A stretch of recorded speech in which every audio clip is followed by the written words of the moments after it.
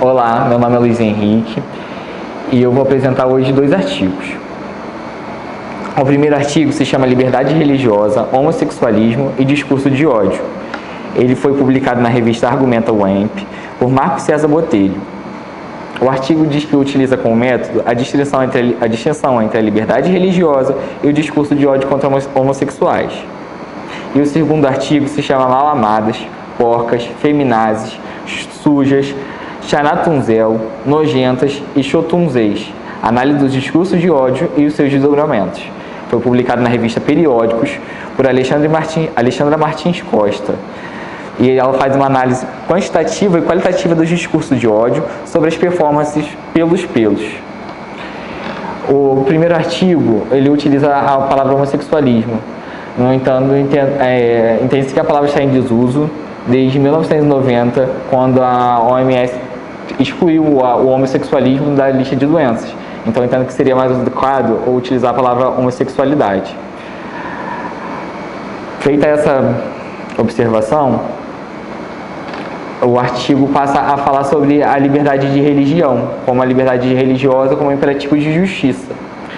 E se a liberdade religiosa deveria prevalecer ou não sobre a liberdade de autodeterminação e de orientação sexual. O artigo coloca a liberdade religiosa como um imperativo da dignidade humana e que estaria associada a outros direitos fundamentais, como a liberdade de culto, a liberdade de religião.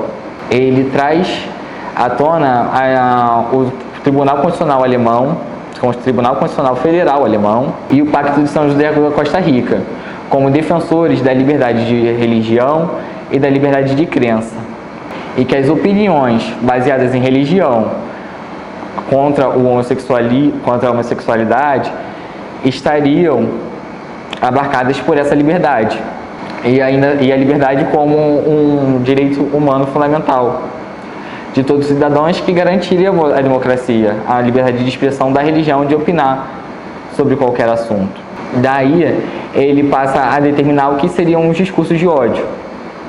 Ele entende que discursos de ódio seriam apenas aqueles discursos que incitassem a violência, aqueles discursos ofensivos que pretendem incitar a violência. Com isso, eu passo o segundo artigo, da Alexandra Martins Costa. O segundo artigo, ele já tem uma compreensão diferente do que seria discurso de ódio. Para ela, discurso de ódio, qualquer palavra que incite o menosprezo de uma classe, qualquer termo que incite menosprezo, para ela seria discurso de ódio. Ela faz uma pesquisa quantitativa e qualitativa na rede social Facebook, em que parte de uma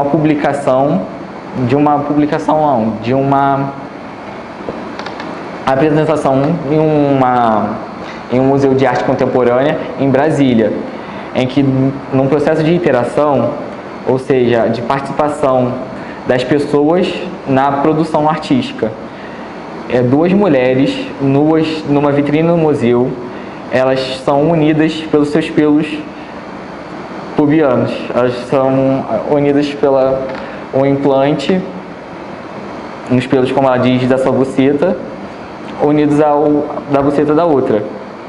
E elas saem pelas ruas de Brasília. Elas saem pelas ruas de Brasília, unidas pelos pelos pubianos, e as pessoas começam a observar aquelas mulheres, e muitas pessoas não falam nada, mas principalmente os homens sentem uma legitimidade de falar contra aquelas mulheres e de ofendê-las como sujas ou porcas, muito maior do que as outras mulheres, que só olham e não falam nada. Ela observou que os homens, eles têm maior coragem de falar, ainda que sobre o corpo alheio, essa dominação do corpo alheio. Em seguida, ela começa a analisar os próprios comentários das postagens, especialmente de uma página chamada Jessicão, o Feminista. A página faz postagens de modo a satirizar o que aconteceu, a arte produzida pelas mulheres. Nessa arte surgem diversos discursos de ódio. Ela aponta ainda a polícia como num posicionamento muito inovador, mas como um regulador, como um curador de arte da rua, que determina o que é legítimo e o que não é legítimo, e o que deveria ser reprimido. Daí ela passa a filtrar os comentários. Ela divide os comentários em várias classes. Primeiro, os blocos que são discurso de ódio pelos xingamentos. Depois, pela heteronormatividade compulsória. Depois, o da feminista em questão. Depois, dos comentários sobre a falta de higiene. E, por fim, os blocos violentos. O bloco dos comentários violentos. E ela começa a desmembrar cada tipo de discurso de ódio.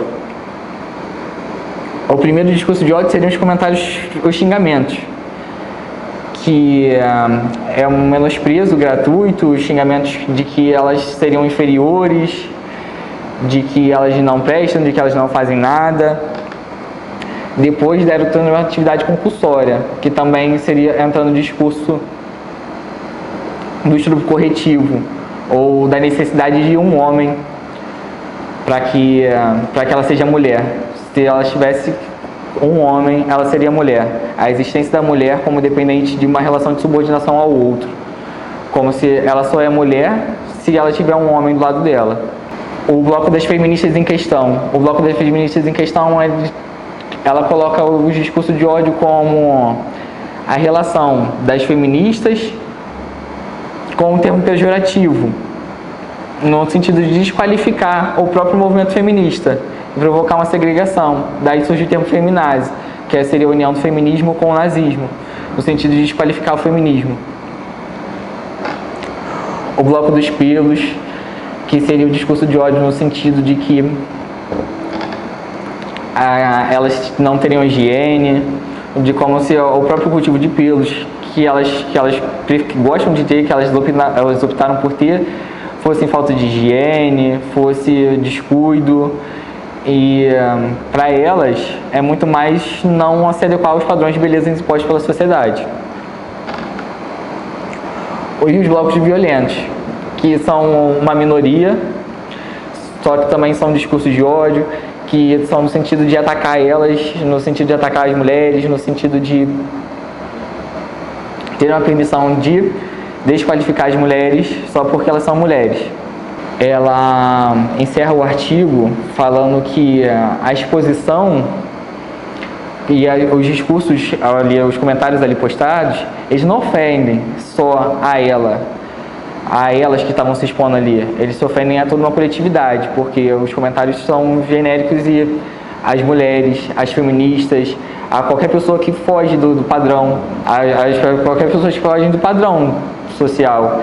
E a própria questão da queer, da feminista, ela põe em xeque o próprio ser mulher, a existência dos termos homem e mulher. Por fim, ela fala que o corpo dela deixa de ser só dela para ser campo político, para ser campo de debate, que todo mundo pode influenciar no meu corpo. É assim que ela encerra o artigo. Curtam o canal, compartilhem o vídeo. Muito obrigado.